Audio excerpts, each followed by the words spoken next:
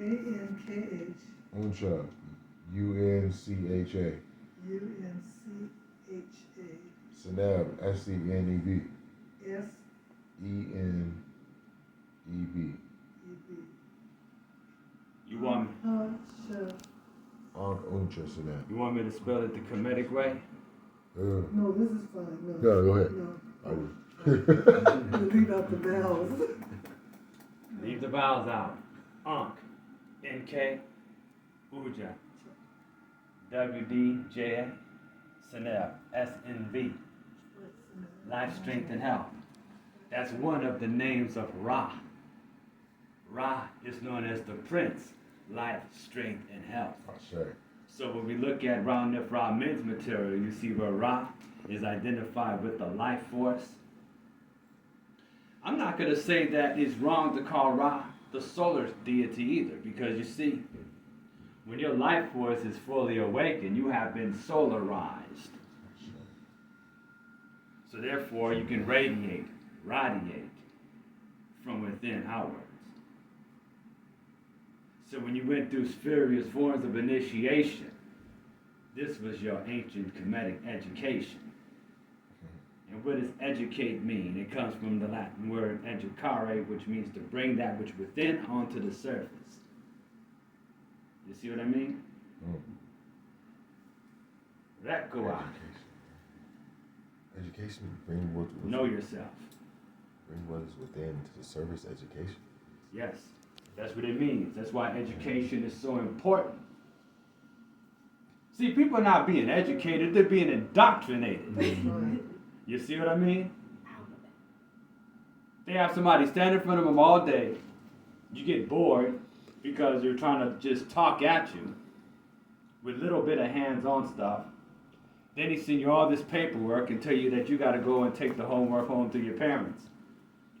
And after they done got done with all the Common Core mathematics, your parents don't even know what the hell they're looking at. And they call that your education. Right?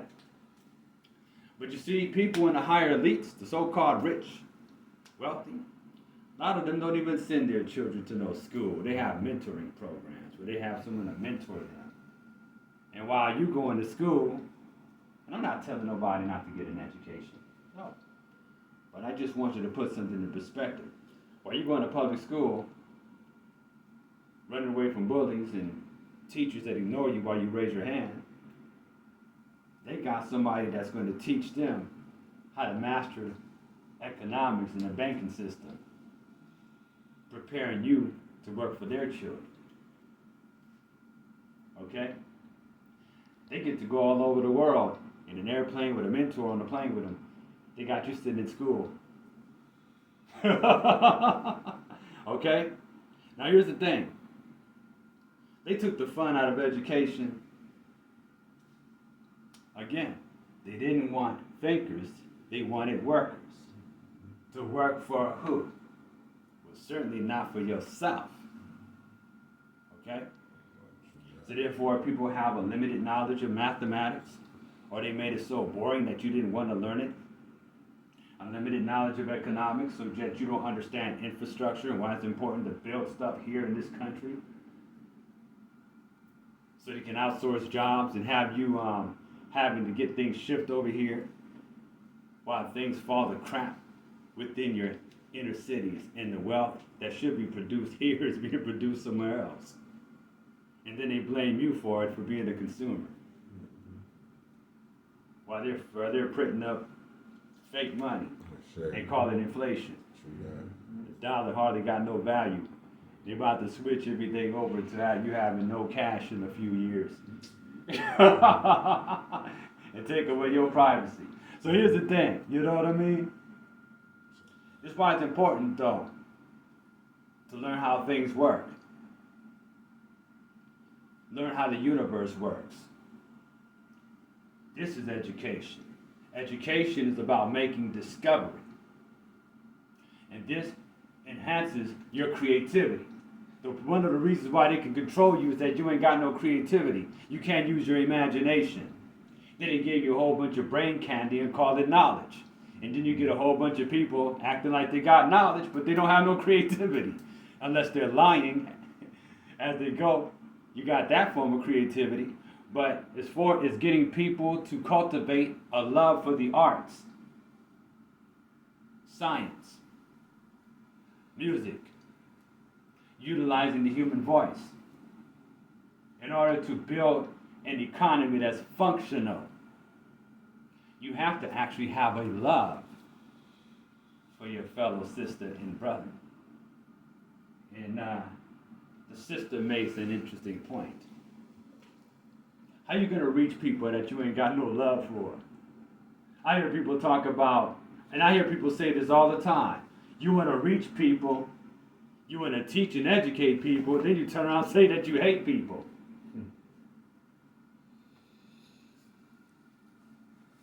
You deal with an education system that don't like your children, so they tell you that your little boys and girls are dumb, and then just pass them along.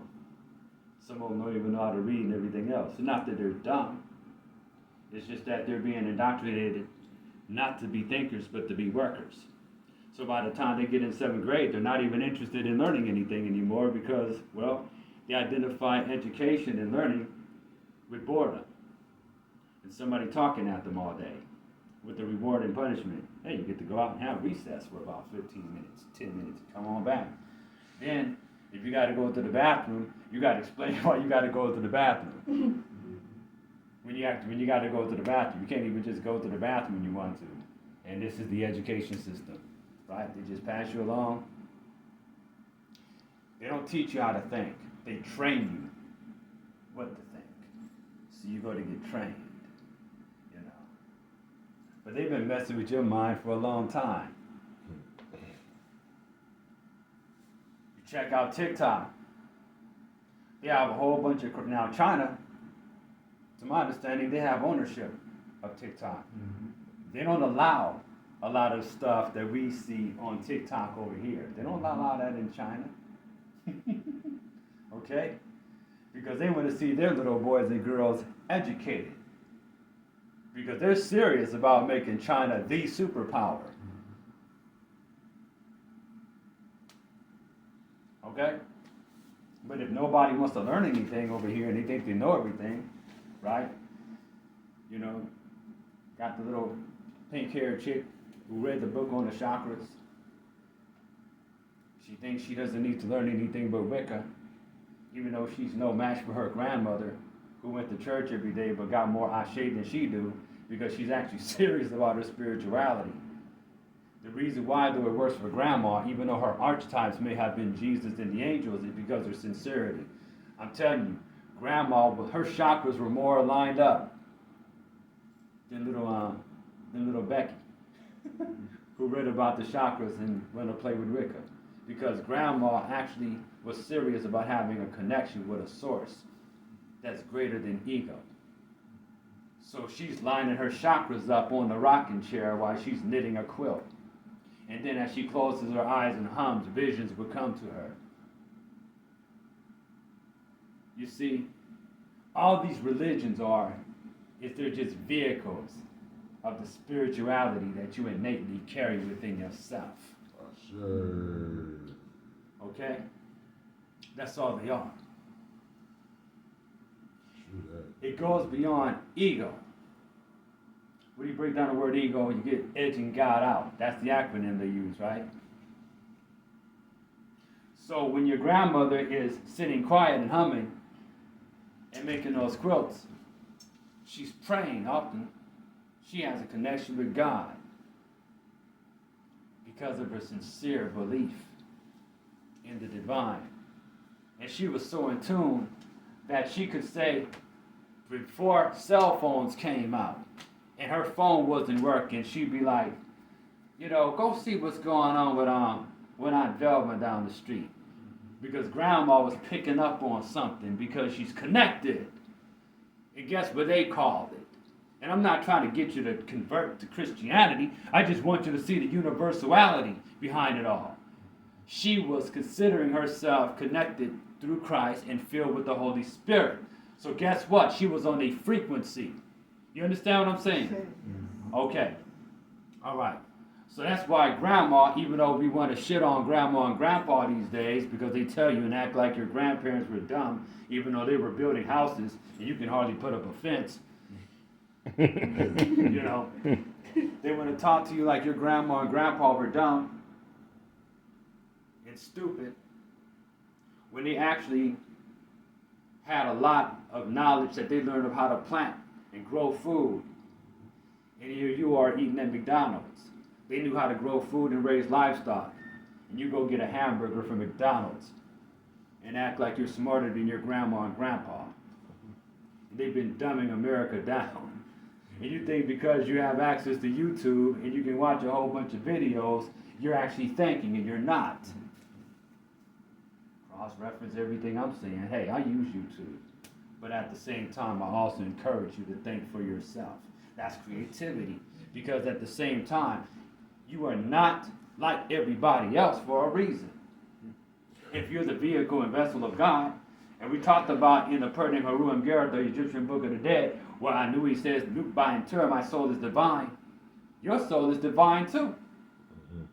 So we're not talking about Hotep. Exactly. Hotep is the name of the offerings that they made to the deities and the ancestors. They were called Hatepu. These were offerings made.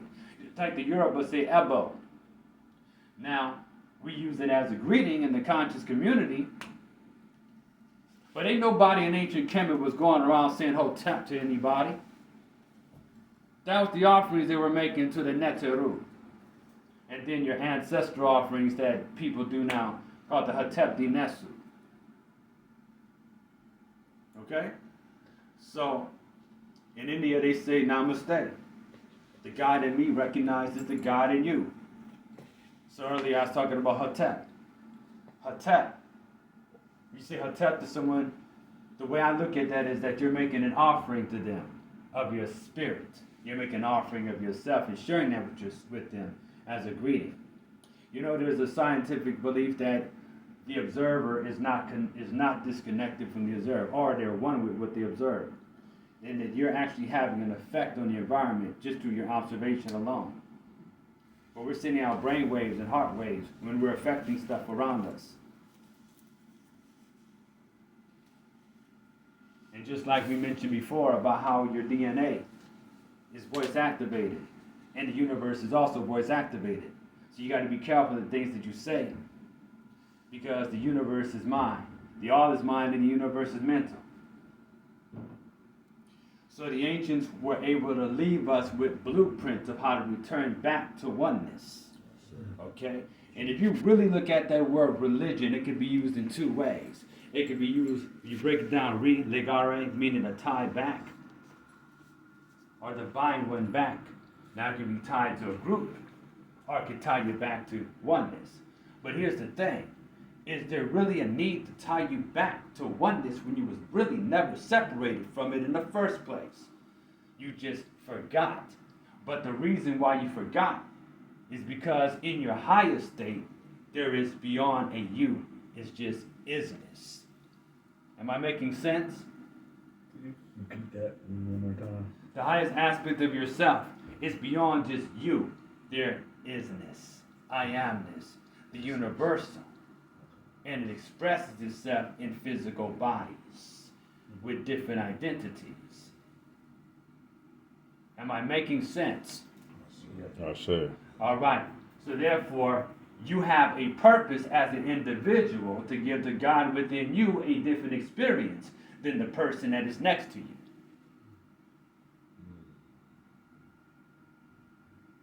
Let's go back to the book of Noah and the creations of Ra, where Ra says, I create myself in the form of plants and animals, and also humans. They say that humans are the Remech. Contains the word Rem and Remrem, the teardrops of Ra, the teardrops of the sun itself. We're crystallized light. Everything around you that looks solid is light slowed down. Your atoms have empty space between them, yet they appear to be solid, but they're not as solid as they seem. What's holding it together? What's holding it all together? Is it gravity? Because your body is made up of 14,000 pounds of pressure per square inch holding you together, even though between your atoms is empty space. The paradox of existence. So we're here to be that unique expression of the divine. Be that. This is why creativity is so important. And this is why it's good to develop your own leadership abilities. And not follow everybody, but have your own path. Because you have your own destiny. You can follow the instructions of someone who is a master of a craft, but you're not supposed to follow that person forever. You don't keep the training wheels on your bicycle all the way until you're 80 years old. You got to take them off at some point and ride the bike. And even maybe invent your own type of vehicle. You see what I mean? Now you start somewhere. That's why there's the teacher-student. But here's the thing. The teacher and the student is not separate. That's why they call the teacher and the student Senba, which is the star. And each and every one of us are stars. Your job is to become a superstar. Because when you tap into your true nature, not only do you become natural, but eventually you connect with the so-called supernatural. And you go from being Haru and Het Haru to a super Haru or a super Het Haru, aka a superhero. Be the hero of your own story. Too many of you is a villain in your own story. Be the hero of your own story. Because a lot of times we be our own worst enemy with all the excuses that we make for why we didn't get things done and the crutches that we create. You understand? So I say, Inbu tu wa enter. Inbu tu wa enter. All praises be to Netter, the divine. Become super netter el. Become supernatural. And take the supernatural approach. Huh? You see, here's the thing. I say be supernatural because everybody is so used to being average. Be super. Be superior to what you were yesterday. And therefore, when you connect with Source, you become oneness with which is truly supreme. The supreme being. Let that energy flow within you and become a vessel of it. And that's what Grandma was doing. Okay? Sure. With little knowledge that she may have had, her sincerity and her faith was able to get her through. All right? And then you get initiated. A lot of people get initiated into all these ATRs and get about 80 Orishas, and their life is a mess. Okay? People just get initiated in all kind of stuff so they can show it off and be like, look, I got this, I got that. What about your life? Are you connecting with your destiny? Is your head right? Is your Ori correct? Is your Ori functioning right? The Yoruba call your head the Ori, which is your consciousness, which is your destiny. If you are able to be in good standing with your own Ori, the Orishas and the whole universe will support you. The Netaru will support you. The angels, if you may, will support you. You will know when you're on the right track because you will discover that you have an abundance of energy. When you're not on the right track, you will discover that you have a whole lot of inner resistance because you have blockages. You have to work with yourself to clear these blockages out and be clear to who you are and where it is that you want to go. Hence, know thyself is important. Learn about who you are and what it is that you're here to do and stick to that because you're in these cities where you're constantly being overstimulated. do this, do that. You have to learn how to say no, like I said last time. Because if you say yes to everything, you'll be scattered. So learn how to say no and be committed to who you believe you are to be. Be committed to that. And be a badass doing it. You understand? Ashe, Ashe. Hotep, Hotel. Uncle Chanel. Uncle Shusanel. That's the thing. So earlier I talked about how the ancient ones left us a blueprint. This blueprint has taken different forms. One popular form has been the tree of life. And you would discover that this tree of life takes different forms in different cultures. Why a tree though? Trees are the oldest beings worshipped on this planet. And you still was doing that when you was going to the church and celebrating Christmas. It was a throwback to that, of where they would leave offerings beneath the tree. Now, you know, before you freak out and start talking about Nimrod and worshiping evil spirits, this is dealing with nature. The ancestors understood that nature gives to you and you give back to nature.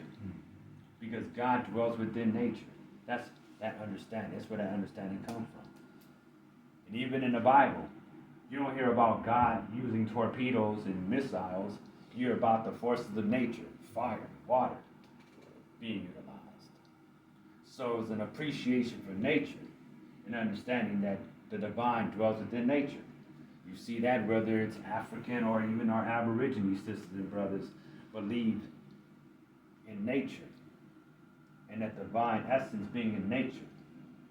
If you're going to go and see yourself, a reflection of yourself, right, and you're nowhere around a city, where would you go to see your reflection? Let me get an answer from somebody. Water. There you go. So you have to rely on nature.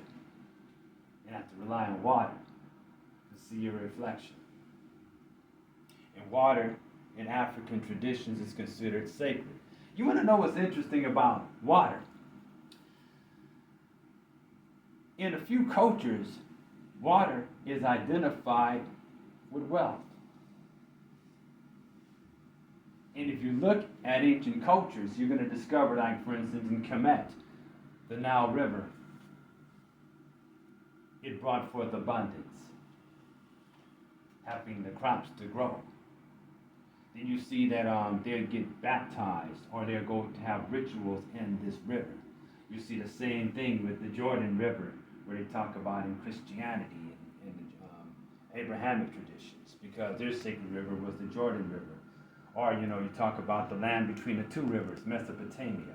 Those rivers are sacred. Then you go into West Africa, right? And then you discover that you have deities like Oshun, Oya, and Yemoja. And guess what? All three of these orishas started out as river deities. And they're all connected to wealth in some kind of way. But you want to know what's interesting? In today's world, you still identify water with wealth. I'm going to point something else out. Mary. Mary was considered to be the patroness that you would go to as if you wanted to sail or go across water. There's like a prayer for Mary, or Mary of the stars, or Mary of the lighthouse.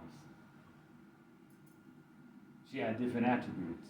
But then you look at Mary, and you see we get the word marine, and all that's connected to maritime law and the law of the sea, in which you're dealing with commerce. Okay? Then you look at money. What do you call money as a form of exchange? It's called what? Currency. Currency. Current. In order for a river to exist, it has to exist in a river Alright. Bank.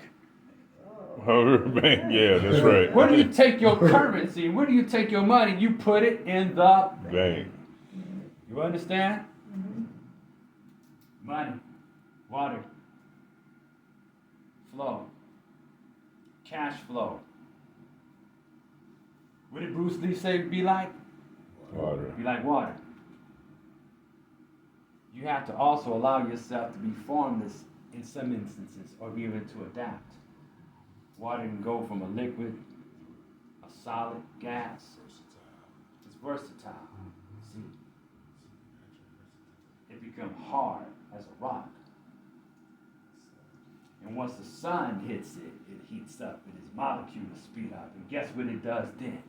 It turns into a vapor. And it rises up. You see? And when you're exposed to the light of knowledge, wisdom, and understanding, you too rise up. You speed up. You rise up. Everything nature teaches us, we mimic, even philosophically. And when you're dealing with science, you're also dealing with nature. Hence, through scientific method. And then you experiment, right? You observe, you experiment, you come up with a hypothesis, you come up with some educated guess, and then you test it. You see? But I mean, hey, some people just like to regurgitate what they hear from others. And that's cool, but you need to experience it for yourself. That's how you make the discovery. Because you will discover other things in your journey to find out a certain truth by exploring nature. So we're here to learn and be a part of nature, but we can also help transform and shape nature. This is where we've been given this ability to have change and transform nature, but you have to also work with and shape your own nature. In ancient Kemet, they talk about the Paut Neter, which is like the primal material from which the 9 Neteru emerge from. Sometimes it's like a clay substance. Remember earlier I talked about the cube statue that you see in the museum or ancient Egyptian museum, and they show the person who is emerging from the cube, and eventually his statue is chiseled when he has developed as a person of strong character.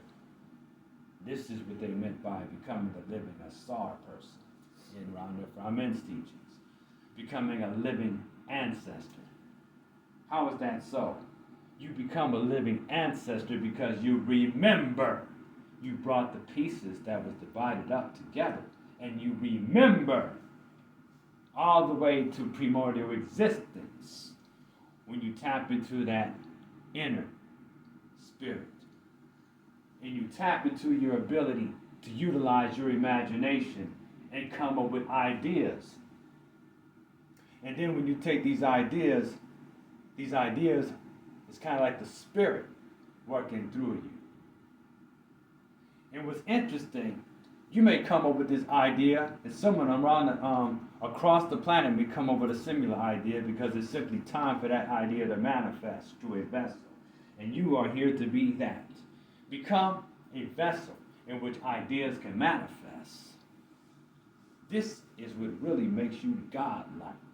Not so much as information that you can spew in front of everybody, but what you can do and show and prove. And utilize your creativity. You see what I mean? Because there's plenty of people who can kick plenty of knowledge and they're homeless. It may not always be their fault. You know, they could have ran into some sudden circumstance, and perhaps you hear and show and prove their own inner divinity by overcoming it and taking on the personal responsibility of being Heru, which means one who rises above, or one who is above. That means because you have risen above a circumstance. And this is what makes you the hero.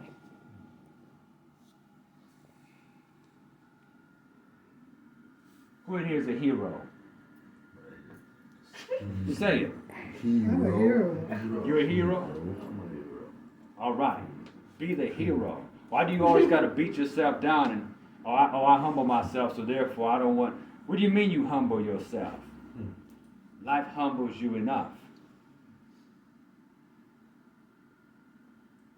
You're already humble as it is.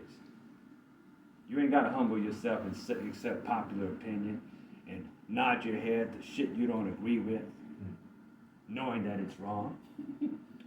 Okay? But that's what they want you to do. You understand what I mean? Questions, comments? Questions, comments?